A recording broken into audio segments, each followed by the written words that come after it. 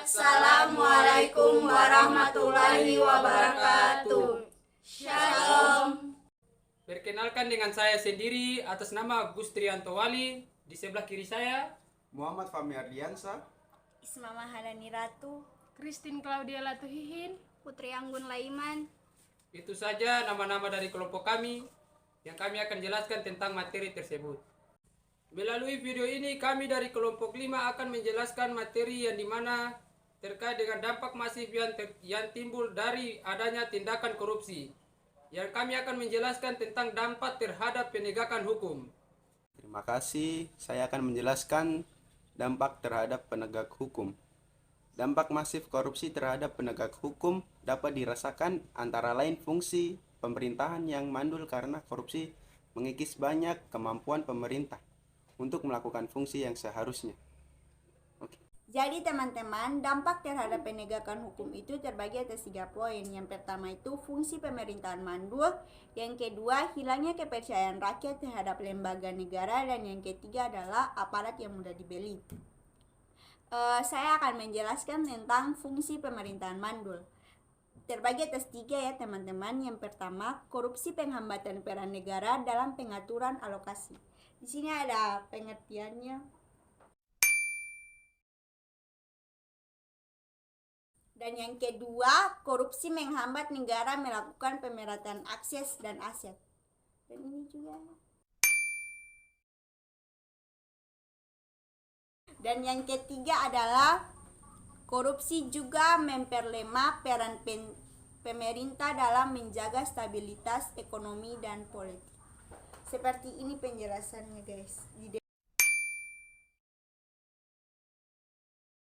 Setelah mengetahui poin pertama tentang fungsi pemerintahan mandul, kita masuk ke poin kedua tentang hilangnya kepercayaan rakyat terhadap lembaga negara. Pertama, legislatif, Dewan Perwakilan Rakyat, partai politik, Kepolisian Republik Indonesia, lembaga peradilan, Mahkamah Agung, dan Kejaksaan Agung. Hilangnya kepercayaan rakyat terhadap lembaga negara bisa disebabkan oleh berbagai faktor, seperti korupsi, ketidaktransparan, atau kebijakan yang dianggap tidak menguntungkan. Penting untuk lembaga negara membangun kembali kepercayaan dengan tindakan yang jelas, akuntabel, dan responsif terhadap kebutuhan masyarakat. Setelah mengetahui poin yang pertama dan yang kedua, berikut poin yang ketiga, aparat yang mudah dibeli. Korupsi yang merajalela menyebabkan banyaknya aparat kita yang mudah dibeli untuk membuat kebijakan atau keputusan apapun yang merusak ketahanan nasional kita. Akibatnya masyarakat menjadi antipati dan tidak respect lagi terhadap pemerintah sendiri, yang dianggap mau menjual atau menggadaikan bangsanya, bahkan bisa memancing pembengkakan sipil.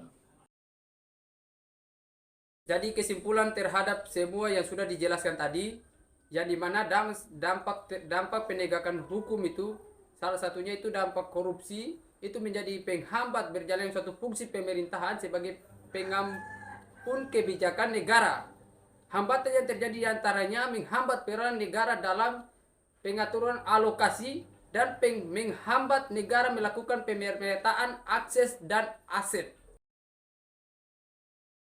Dan sarannya, yang pertama itu harus menaati peraturan yang berlaku di setiap warga negara. Perlu mematuhi setiap peraturan berlaku di republik bangsa tersebut. Yang kedua, menghormati keputusan hukum. Dampaknya pun sangat besar, karena itu harus menghormati keputusan hukum. Yang ketiga, memberikan pengawasan. Yang keempat, memberikan dukungan terhadap pemerintah. Yang kelima, memahami hak dan kewajiban dari suatu bangsa tersebut. Sekian.